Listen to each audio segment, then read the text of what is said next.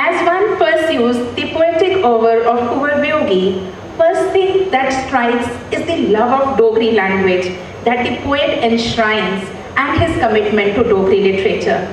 His collection of sonnets, Pehli Bagan, or first croonings, opens with the sonnet in which he dedicates the sonnet string to Dogri. And Sandeep ji has very beautifully narrated it in Dogri. So for the benefit of my students, I'm just going to tell it to you in English. For Dogri language, my heart and soul I bestow. For Dogri language, my heart and soul I bestow. Nobody gives charity, nor do I wish so.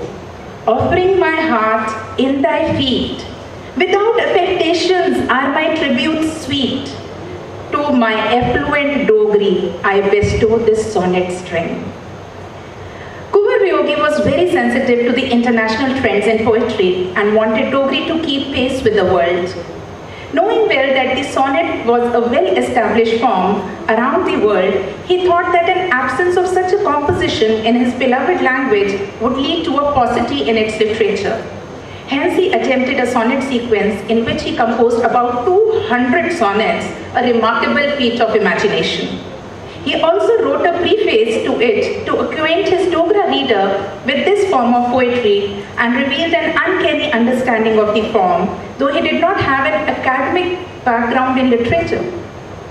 Not only does he trace a history of the development of the form and its use all over Europe, he also attempts an exposition of its adaptation in his native language. As he says, and the quotation is right there in front of you, I'll just read it out.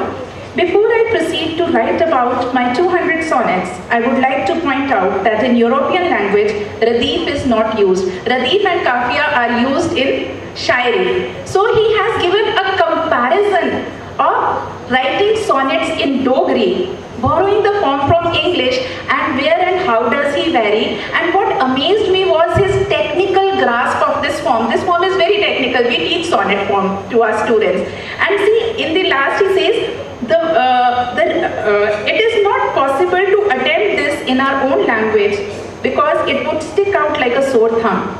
The reason is that in our language, the verb comes at the end of the sentence.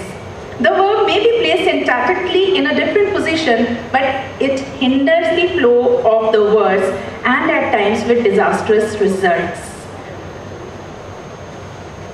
The creative writer, the literator, the linguist.